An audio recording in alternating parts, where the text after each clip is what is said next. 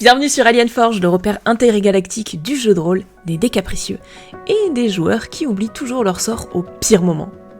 Aujourd'hui, on va explorer les erreurs les plus fréquentes des joueurs débutants à Donjons et Dragons. Et je dis bien « on », parce que si tu joues depuis un moment, tu les as sûrement déjà faites toi aussi. Oui, même toi, qui as lu le Player's Handbook 3 fois et qui croit que ça te protège des erreurs. Alors, on va pas juger, on va juste apprendre, rire un petit peu, mais surtout te donner des clés pour vivre des parties plus fluides, plus fun et plus immersives. Erreur numéro 1, penser que le MJ est ton adversaire. Pour le coup, c'est une erreur assez commune, voire même la plus commune. Croire que le MJ est là pour vous mettre des bâtons dans les roues, vous punir, voire même carrément vous tuer. Mais le rôle du MJ, c'est pas d'être contre les joueurs, ce serait hyper toxique. Au contraire, son rôle, c'est de créer une tension dramatique, une atmosphère vivante, des dilemmes, du mystère, etc. Bref, une histoire dans laquelle vous allez pouvoir évoluer. S'il pose un piège, c'est pas pour vous punir de l'avoir raté, c'est pour faire monter la pression. S'il met un monstre un peu trop fort, c'est pas toujours pour vous écraser, c'est peut-être pour vous pousser à négocier, à fuir, à réfléchir autrement. Le MJ, c'est un partenaire de narration. Il ne gagne pas quand vous perdez. Au contraire, il gagne quand tout le monde est pris dans l'aventure et que des émotions et des interactions se créent autour de la table. Erreur numéro 2, créer un personnage sans personnalité. Quand on débute, on fait souvent des personnages très mécaniques, on va dire. Par exemple, un guerrier très fort, un mage qui fait beaucoup de dégâts, ou un voleur qui sait désamorcer des pièges, voire même parfois tout simplement soi-même, mais avec une épée magique. Et c'est ok, au début c'est hyper naturel. Honnêtement, un de mes persos principaux, avant d'être MJ, c'est ni plus ni moins que moi-même, mes versions demi-orc. Oui, avec les lunettes, les tatouages et tout.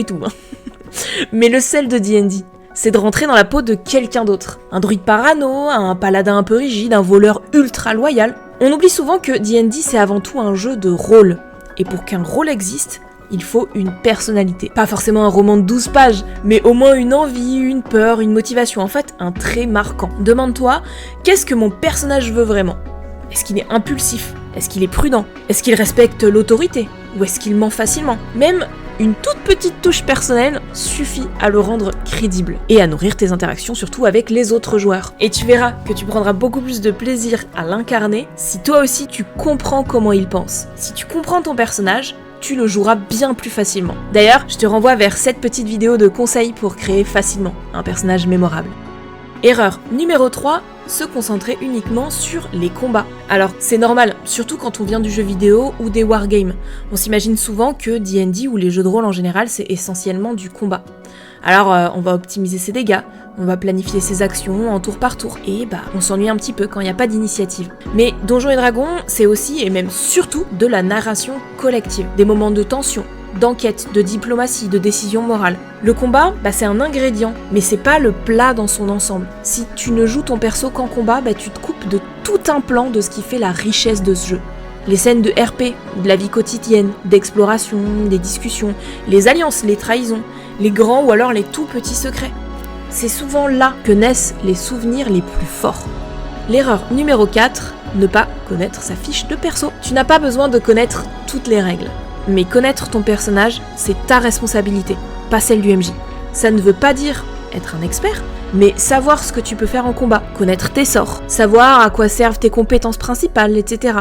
C'est ce qui te permet d'agir vite, d'être pertinent et de ne pas casser le rythme de la partie. Prends le temps de relire ta fiche entre les sessions. Prépare peut-être un petit résumé de tes actions fréquentes en mode cheat sheet. Note tes sorts avec leurs effets. Sache qu'il y a plein d'artistes qui proposent des cartes de mémo en français comme en anglais pour les différents spells et capacités que tu pourrais avoir. Ce serait dommage de s'en priver. Et si tu veux gagner en fluidité, il existe aussi des applications comme D&D Beyond qui te mâchent le travail. Connaître ton perso, c'est aider le MJ. Et ça fait de toi un joueur qui a de l'impact, le tout sans ralentir le jeu. Erreur numéro 5, vouloir tout faire tout seul. D&D, c'est un jeu coopératif. Et pourtant, beaucoup de débutants tombent dans le piège du « mon perso, il agit dans son coin, il s'éloigne du groupe, il déclenche des scènes sans prévenir, il prend des décisions cruciales, sans concerter le reste du groupe ». Et ça, même si c'est cohérent avec son rôle, ça peut vite créer des déséquilibres, voire de la frustration chez les autres.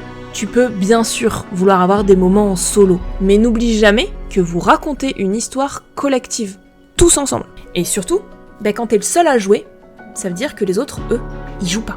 Plus vous allez collaborer, plus vous créerez des dynamiques riches, des rebondissements, des émotions. Réfléchis toujours en te demandant comment mon personnage peut-il interagir avec les autres.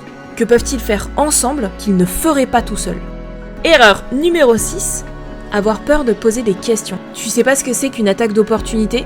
Tu comprends pas pourquoi tu peux pas lancer 2 sorts au même tour? C'est normal, c'est une erreur discrète, mais très courante.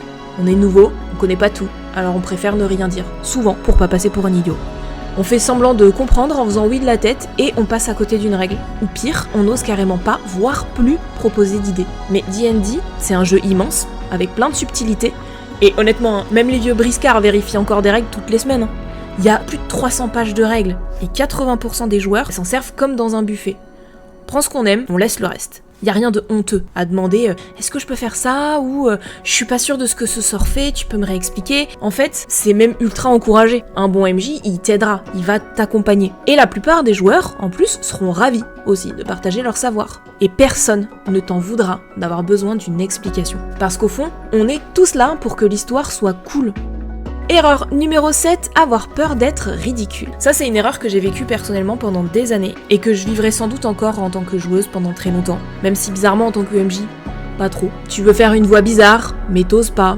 Tu veux faire un discours un peu badass, mais t'as peur de paraître ridicule. Cette peur-là, elle est hyper sournoise. Elle va t'empêcher de faire des voix, elle va t'empêcher d'improviser une réplique, d'oser une action bizarre ou théâtrale. Et pourtant, c'est souvent dans ces moments-là que les souvenirs naissent, on en a déjà parlé. Mais t'as pas besoin d'être un acteur ou un voice actor, comme dans Critical Role, ni d'être à l'aise à 100%. Mais si tu sens une idée monter, ose. Laisse ton personnage réagir comme tu l'imagines réellement, même si c'est maladroit.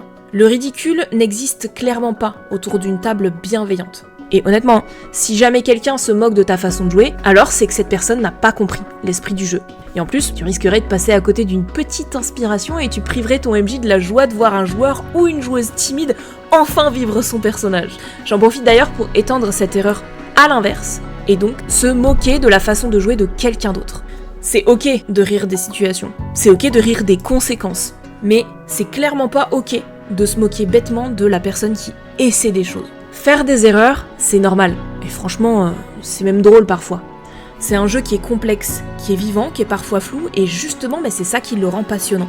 Tu vas oublier tes sorts, tu vas couper la parole sans faire exprès, tenter une action impossible, ou même créer un personnage trop lisse. C'est pas grave, ce qui compte, c'est que t'aies envie de t'améliorer, de t'impliquer, et surtout, de t'amuser avec les autres.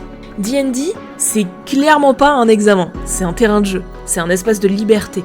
Une histoire que vous allez construire tous ensemble. Ce serait dommage de laisser une voix de côté. Raconte-moi ta pire boulette en partie. Les anecdotes de table, c'est de l'or pour la communauté. Et si tu veux continuer à progresser et éviter les pièges les plus sournois en jeu de rôle, reste branché. L'épisode 2 arrive bientôt. Et on y parlera peut-être des erreurs qu'on fait quand on pense ne plus être un débutant. Allez, abonne-toi pour ne rien rater, partage la vidéo à ton groupe, surtout aux potes qui oublient toujours ce sort. Et aide-moi à faire grandir cette forge interstellaire dédiée aux rôlistes, tous les mercredis, vendredis et samedis soirs sur Twitch à partir de 21h30. Ou alors, rejoins-nous directement sur le Discord de l'avant-poste. Et d'ici là, que le vent stellaire te guide jusqu'à la prochaine galaxie.